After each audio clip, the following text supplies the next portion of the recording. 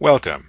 This is ProFormaStabilized Spreadsheet Financing Package Video Tutorial number 1. My name is Jeffrey Smith. In this tutorial, I want to show you a few new features of the ProFormaStabilized Spreadsheet. Now first, when you open this spreadsheet, I want you to customize it to your company name, your personal name, so that you can generate custom reports. First, go to cover page. Under cover page, you'll see this graphic insert where it says My Company. Triple click and replace it with your company name. For this example, I'll use my company name, Verity Investments LLC. Triple click again. Now you'll notice that the company name is too large for this graphic, so I want you to go up to Home, and under the font size, click the down arrow, and as you hover the mouse over the various sizes, it will show you a preview of what that font size looks like. Now for this example, this looks like a pretty good font size, so I will select that. Now under Format, you can choose different word art styles. In this example, if you want to change the font style, shows you an example just by hovering the mouse over. Let's say you want black with white outline. Click on that. Now click somewhere else on the spreadsheet, and there you go. Now go down to the worksheet tabs. Click all the way over to the right. Under Mail Merge Header, click on that. On these yellow input fields, I want you to replace every field with your pertinent information. Put in your name, your title, your company name, your street address, and so on, so that it matches your identification, not mine. Go back to ProFormaStabilized. Now up here on the Quick Access Toolbar, you'll see a little down arrow. I want you to click on that. The Customized Quick Access Toolbar. Go down to where it says More Commands, ... Whenever you see the ... on a menu command that has a fancy name of ellipsis, that means it will bring up a requester. On this requester, you'll see a left column and a right column. The right column shows you what is already in your Quick Access Toolbar. The left column shows the available commands. Go up to where it says Popular Commands on the pick list. Click on the down arrow. Choose All Commands. Now scroll down until you find the new ... command. You'll see there's a new, which just creates a blank worksheet, and new ... which opens a requester. You'll click once on that, click on the Add button, and that will move it over to the Quick Access Toolbar. When you're all done, and you have the list of commands that you want, click OK. Finally, go up to the Office icon button, click once. Under Save As, click once. And under Save As Type, change the file type to Excel Macro Enabled Template .xltm. That will change the folder to your default templates folder and change the file type to .xltm. And you would do a save into your templates folder. Now the next time you want to open this spreadsheet, you would just go up to the New button. The new workbook requester opens up. You would click on the ProFormaStabilized.xltm and open up the template. If it doesn't appear in the recently used templates pane, then go to My Templates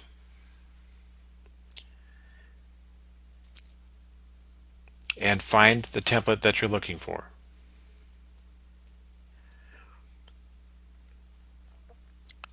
ProFormaStabilized.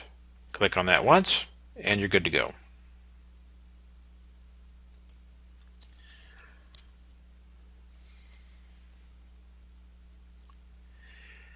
Now let's suppose you have a subject property in mind. You've set up some sample financing structure and you've gone over to the Proforma operating statement worksheet. You've entered in the actual operating data for the trailing 12 months.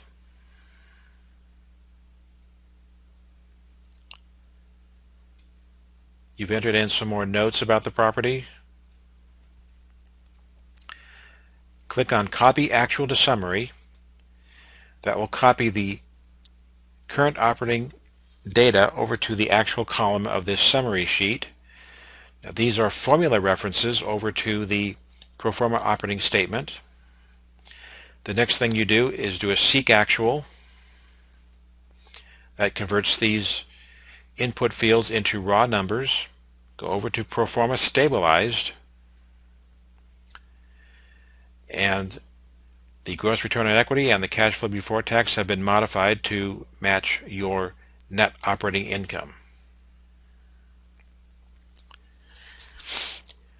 Now if you want to do some what-if analysis, what if the cap rate is 10%, or what if your operating reserves are different, you can put in some different formulas here.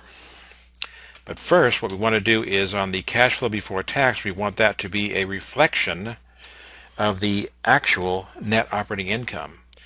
The net operating income that you see here is simply a calculated result based on what you put in here. We want to change this to a formula.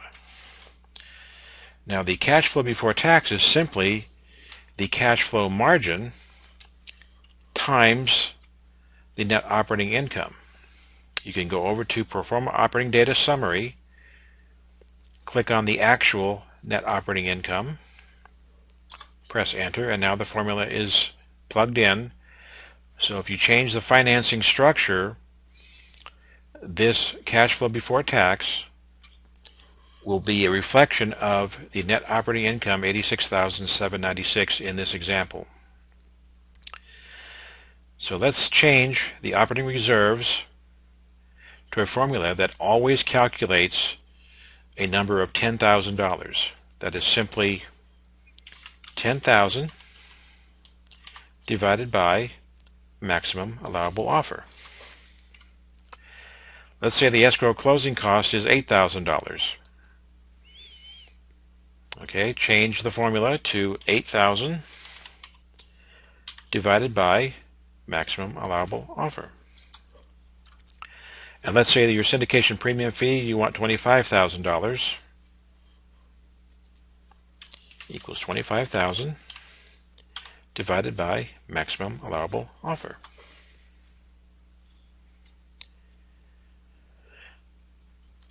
Now you can do a goal seek on the cap rate .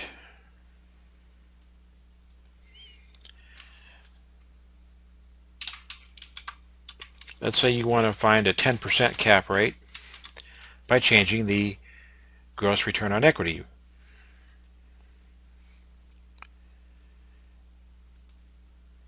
$31.8748 will produce a 10% cap rate. You'll notice that the cash flow before tax is different. The net operating income has not changed. The maximum allowable offer has changed because the cap rate changed. The percentages for your syndication parameters have changed, but the dollar amounts are remaining the same.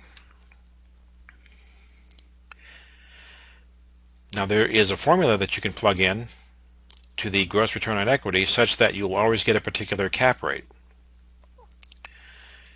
And that formula is the desired cap rate, let's say it's 10%, minus your blended annual yield constant times your blended investment to value rate, and then divide that difference by the equity to value rate. 31.8748% produces a 10% cap rate. Now, what you have done is you have stabilized the calculated net operating income, you have stabilized the cap rate, and therefore the maximum allowable offer will always remain the same, and you can do some what-if analysis on the senior financing tranches. For example, suppose the interest rate on the primary financing is 5.5%. Now you've seen that the gross return on equity rate, also called the cash-on-cash return, has changed. The cash flow before tax has changed. The net operating income is the same, the maximum allowable offer is the same, and the cap rate is the same. The membership cash flow per unit has changed because your cash flow has changed. Let's change the seller preferred equity position to 25% and give him, say, 4 points. Now you can see that the cash-on-cash return has changed. Net operating income is the same, cap rate's the same, maximum allowable offer is the same. This is also called the capitalized property value. And your membership cash flow per unit, the effective yield on your private financier's investment is 14.33%. Debt coverage ratio is a little bit low. Let's see what changing the annual interest rate for your seller will do. Let's change it to 7%. We have a better effective yield for your private financiers, 15.5%. Debt coverage ratio is about 1.35. That's probably as low as you possibly want to go on this.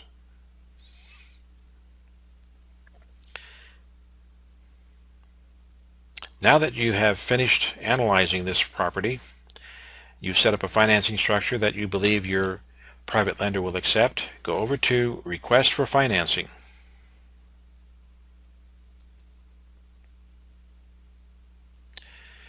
In here, you'll see that there's a picture of the property. This is just a sample picture. You want to right-click on this picture. And where it says Change Picture, click on that. A requester will come up and allow you to navigate to find the folder which has the digital pictures for your subject property. You want to do the same thing for property pictures. Right-click on each picture and do the Change Picture for the appropriate picture. In this worksheet, there are 4 pictures: front, entrance, back, and the best side. In the yellow input fields, we want you to plug in the title and a narrative about what is in the picture.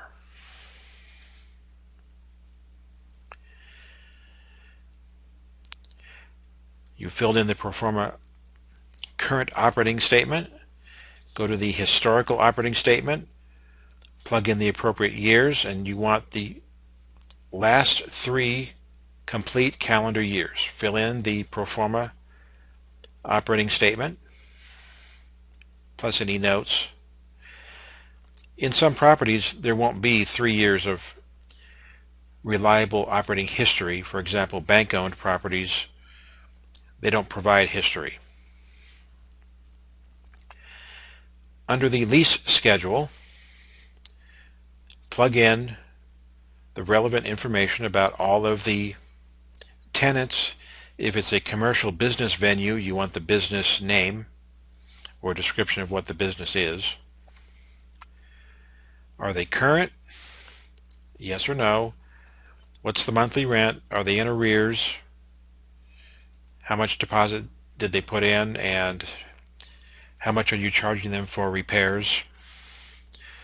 On a net lease basis, tenants also pay property taxes, property insurance, and property maintenance. The start date for their lease and the date that they expire, and any other notes. Then comes the property worksheet. Put in a brief summary of the property information. Comparable sales. Brief summary of recent sales of similar properties. The unit mix. This is very important. Many multiple unit properties have slightly varying units. So plug in a description of each unique style of unit and any other descriptive information that is relevant. This is a cosmetic repair sheet. You can use it to estimate repairs. You are the submitter, so plug in some information about you. This submitter information is taken from the mail merge header sheet, so it's not modifiable. There is an input section for notes where you can add more information about yourself. If you are submitting this on behalf of a borrower, then you'd plug in the borrower information. Also, provide a description of the professional management that you have selected to run this property. Schedule of real estate owned. This is the final sheet. It describes the borrower's currently owned real estate. The name of the property, the description, the address, the date when it was acquired, the cost of the acquisition, the primary lender name and lender address, and the loan number. And the percentage of ownership. As you know, as a syndicator, when you acquire control of a property, you generally don't acquire 100% for yourself. You split the ownership between yourself and your private financiers. So for the entity that is submitting this package for financing, you would submit what the ownership is. The current market value of the property, total encumbrance against the property, that's the total liens, and then the monthly cash flow, the amount of rent coming in, the amount of expense, and the debt service. This would show the net cash, the net operating income from that property, and then multiplying by your percentage of ownership, you'd calculate what your net cash flow is from that net operating income. The equity is calculated by simply subtracting the total encumbrance from the market value, and the net ownership is simply the equity times the percentage of ownership. Now when you're all done filling out the financing package sheets, you would go over to the request for financing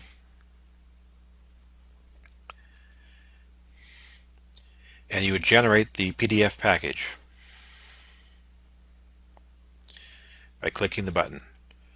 Requester pops up. Put in the path name to where you want to save it and generate your package name.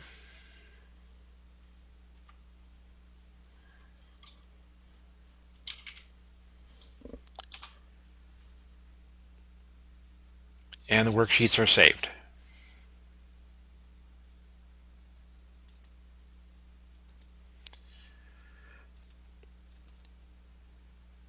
And do a save as.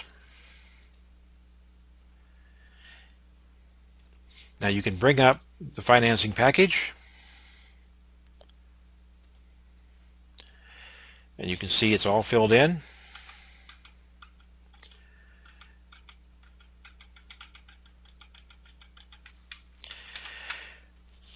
Now one thing that you'll have to do manually is go over to the bookmark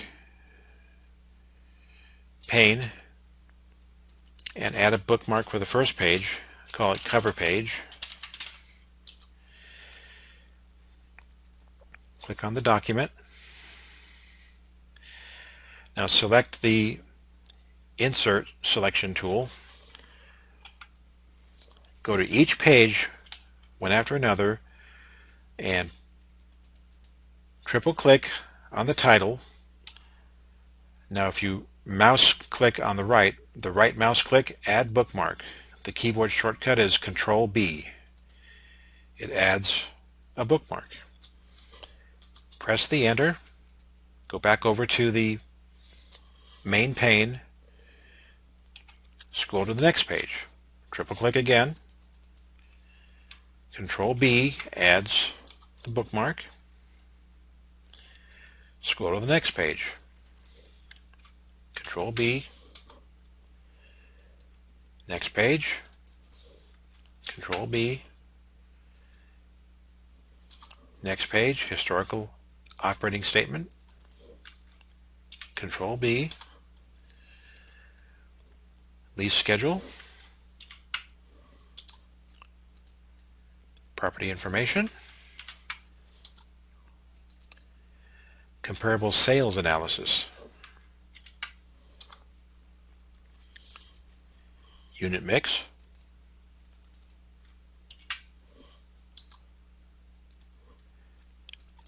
Repair estimates. Submitter information. Borrower information. Professional management resume.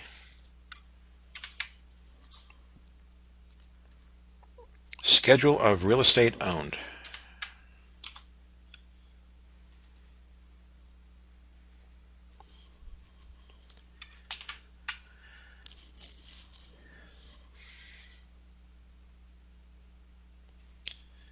Now just do a save, and you're done. Now a full commercial financing package will include other documentation such as the environmental site assessment report, perhaps an appraisal from a licensed appraiser, a cash flow statement for the borrowers, and so forth. Each lender has different requirements. What you have in this financing package are the basic elements that every lender would want to see. Each lender will review the package and then submit a request for additional documentation, which you can then forward on to your private financiers. This has been ProFormaStabilized Spreadsheet Financing Package Video Tutorial number 1. My name is Jeffrey Smith, and thank you for your support.